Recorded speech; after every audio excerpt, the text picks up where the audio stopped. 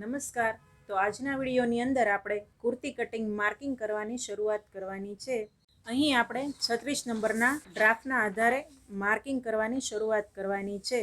તો અહીં આપણે થિયરીમાં સ્ટેપ બાય સ્ટેપ બધા નંબર આપેલા છે. થિયરી પ્રમાણે આપણે 1, 2, 3, 4, 5, 6 અને 7 સુધી માર્ક કરીશું. અહીં આપણે 1 થી 7 નંબરનું માર્કિંગ શીખીશું. ત્યારબાદ આપણે 36 નંબરનું માર્ક કરીએ છીએ તેવી રીતે આપણે આના પછી પણ 34, 38, 40, 42 અને 44 ત્યાં સુધીના આપણે બધા mark step by step marking કરવાના છે. તો અહીં આજે આપણે 36 નંબરનું ડ્રાફ્ટિંગના આધારે કાપડ પર માર્કિંગ કરતા શીખીશું. માર્ક કરતા પહેલા કાપડની ઘડી કેવી રીતે રખાય તો અહીં હું બતાવું તેવી રીતે આપણે કાપડની ઘડી રાખીશું. અહીં મારા ડાબા હાથ બાજુ બંધ ઘડી છે અને જમણી સાઈડ જમણા હાથ બાજુ ખુલ્લી ઘડી છે. તેવી જ રીતે અહીં મારી સાઈડ ફ્રન્ટ અને બેક કટિંગ માટે અહીંયા બંધ ઘડી છે. તો આવી રીતે બંધ ઘડી હોવી જરૂરી છે. તેમ સામેની સાઈડ અહીંયા 4 ફોલ્ડ ઓપન છે. તો અહીં કાપડના 4 ફોલ્ડ ઓપન છે. તો આવી રીતે કોઈ પણ કટિંગ કરતા પહેલા કાપડની ઘડી વ્યવસ્થિત રાખવાની અને પ્રેસ કરવું પણ એટલું ઇમ્પોર્ટન્ટ છે.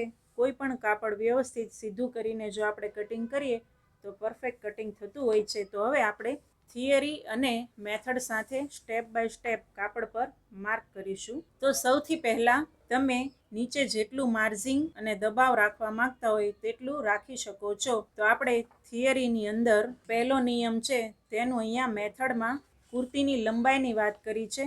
તો આપણે કુર્તીની લંબાઈ અહીં 36 નંબરના ડ્રાફ્ટમાં 35 ઇંચ છે. તો આપણે મોટા ડ્રાફ્ટમાં જોઈએ 35 ઇંચ. કુર્તીની શરૂઆત કરીએ ત્યારે હંમેશા આપણે નીચેથી કરવાની હોય છે. ત્યારબાદ આપણે સ્ટેપ બાય સ્ટેપ બધા માર્ક કરવાના હોય છે. તો આપણી લંબાઈ છે 35. તો અહીંયા ડ્રાફ્ટિંગની અંદર પહેલો પોઈન્ટ છે કુર્તીની લંબાઈ અને વાળવાનું દબાવ સાથે કરેલું સીધું માર્ક. તો અહીં આપણી લંબાઈ છે 35. તો અહીં આપણે 35 પર રાખવાનું છે અને અહીં છે કટિંગ માર્ક. તો આપણે કાપડની અંદર આવી જ રીતે માર્ક કરવાનું છે. જ્યારે આપણે કાપડની અંદર માર્ક કરીએ છીએ યાને કે ડ્રોઈંગ કરીએ છીએ ત્યારે આવી એલ સ્કેલનો ઉપયોગ કર્યો હોય તો આપણા બધા જ જે આડી લાઈનના માર્ક છે તે પરફેક્ટ થાય છે. તો આવી રીતે એલ શેપના માધ્યમથી આપણે અહીં 35 પર માર્ક કરીશું. તો આપણી કુર્તીની લંબાઈ છે 35. તો અહીં આપણે પહેલાં એક લાઈન સીધી ડ્રોઈંગ કરી લઈએ જેનાથી આપણું માર્ક સીધું થાય છે. આ લાઈન ડ્રોઈંગ કર્યા પછી આપણે અહીંયા 35 પર મેજર ટેપ રાખવાની છે અને 1 ઇંચ દબાવનું માર્ક છે.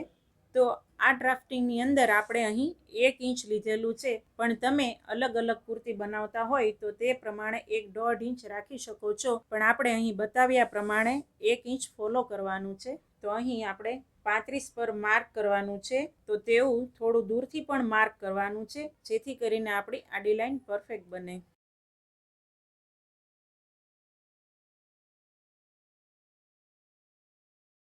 પાંત્રીસ પર માર્ક કર્યા પછી આપણે થિયરીની અંદર જોઈએ 2 નંબર.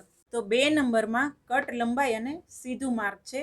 તો આપણે મેથડની અંદર 2 નંબરમાં અહીં કટ લંબાઈ એટલે કે ઊંચાઈ 21 છે. તો આપણે ડ્રાફ્ટિંગની અંદર જોઈ લઈએ જેનાથી આપણે આસાન રહે સમજવામાં. આપણી પાસે આ ડ્રાફ્ટિંગ 36 નંબરનું તૈયાર છે. તો આપણે આના આધારે આપણે જોઈએ કે 21 નંબર ક્યાં આવે છે.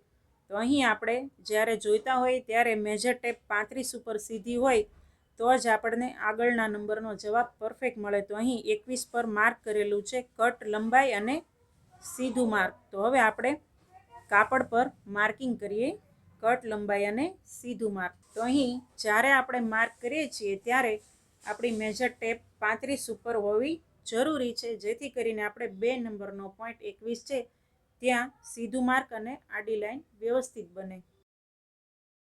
થોડું આપણે મેં બતાવ્યા પ્રમાણે દૂરથી પણ માર્ક કરીશું જેથી આપણું કુર્તીનું માર્કિંગ પરફેક્ટ થાય.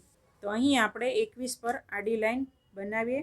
જ્યારે આપણે લાઈન ડ્રોઈંગ કરતા હોઈએ ત્યારે ચોક પર એકદમ ભાર નહીં તેમ છતાં હળવું પણ નહીં ડ્રોઈંગ કરવું અને ચોકની ધાર વ્યવસ્થિત રાખવી જેથી કરીને આપણી લાઈન પતલી બને છે. ત્યારબાદ છે 2B એટલે કે હિપ લંબાઈ વૈકલ્પિક. તમે આ માપ લેવા માંગતા હોવ તો લઈ શકો છો.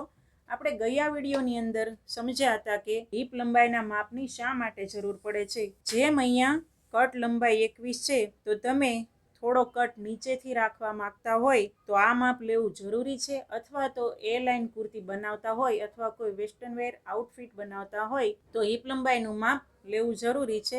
તો અહીંયા જોઈએ કે હિપ લંબાઈનું માપ મેથડમાં કેટલું બતાવેલું છે. તો હિપ લંબાઈ 25 છે. તો આપણે આનું માર્ક કરીએ એ પહેલાં આપણે પહેલાં જે 2 પોઈન્ટ માર્ક કર્યા છે તેના ઉપર મેજર ટેપ વ્યવસ્થિત રાખીશું. અહીં પણ ડ્રાફ્ટિંગની અંદર બતાવેલું છે ટુ બી હિપ લંબાઈ વૈકલ્પિક. અહીં આપણે જ્યારે હિપ લંબાઈનું માપ લેતા હોઈએ છીએ ત્યારે થોડી બહારની તરફ પહોળાઈ વધતી હોય છે, જેથી કરીને પહેરવામાં સરળતા રહે. તો અહીં આપણે હિપ લંબાઈ પર માર્ક કરીએ. અહીં આપણે 25 પર માર્ક કરવાનું છે અને થોડી મેજર ટેપ દૂરથી રાખીને પણ માર્ક કરવાનું છે, જેથી કરીને પરફેક્ટ બને.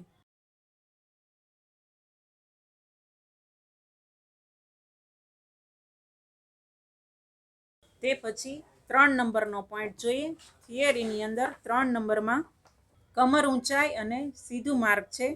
તો મેથડની અંદર 3 નંબરમાં જોઈએ કે કમર ઊંચાઈ ક્યાં આવે છે. 3 નંબરમાં કમર ઊંચાઈનું માપ 14 છે. ડ્રાફ્ટિંગની અંદર પણ અહીં 3 નંબરમાં કમર ઊંચાઈ અને સીધું માર્ક છે. તો અહીં આપણે મેજર ટેપ પરફેક્ટ છે, જેથી કરીને અહીંયા 14 નંબર ઉપર પોઈન્ટ પરફેક્ટ બતાવે છે. તો કાપડની ઉપર પણ આપણે માર્ક કરી લઈએ. તો અહીં આપણે 14 ઇંચ છે કમર ઊંચાઈ. તો અહીં આપણે ડેશ માર્ક કરવાનું છે, ત્યારબાદ થોડું દૂરથી પણ કરવાનું છે.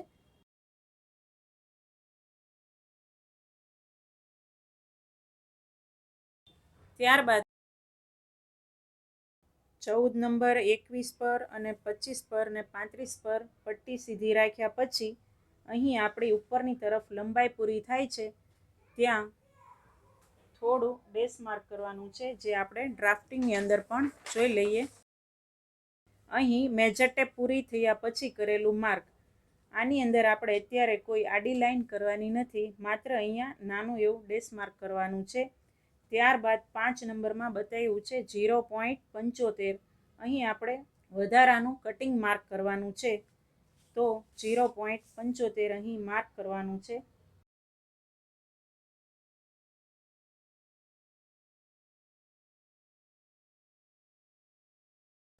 અહીં આપણે આડી લાઈન ડ્રોઈંગ કરવાની છે.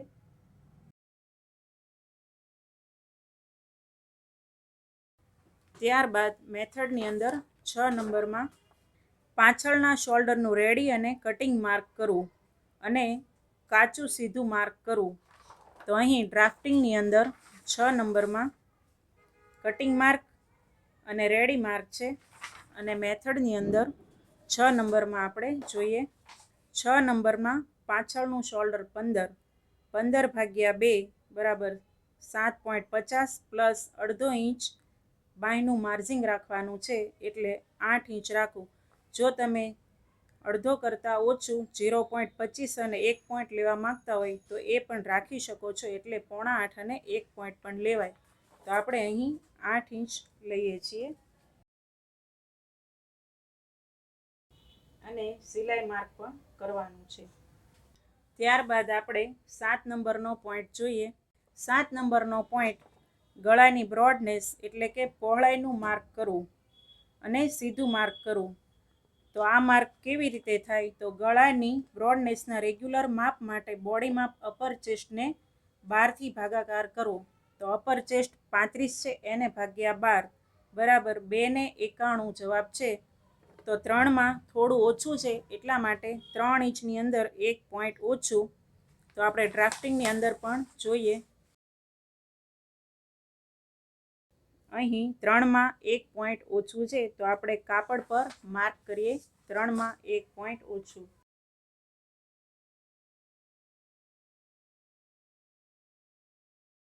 અહીં આપણે ડ્રાફ્ટિંગના આધારે સ્ટેપ બાય સ્ટેપ 7 પોઈન્ટ વ્યવસ્થિત સમજ્યા. એવી જ રીતે આપણે મેં પહેલાં વાત કરી એ રીતે 34, 38, 40, 44 એવી રીતે બધા અલગ અલગ ડ્રાફ્ટની પ્રેક્ટિસ કરવાની છે, જેથી કરીને આપણે સ્ટેપ બાય સ્ટેપ આગળ વધીએ ત્યારે બિલકુલ પ્રોબ્લેમ નહીં આવે અને વ્યવસ્થિત આપણને સ્ટેપ બાય સ્ટેપ બધું સમજાઈ જશે.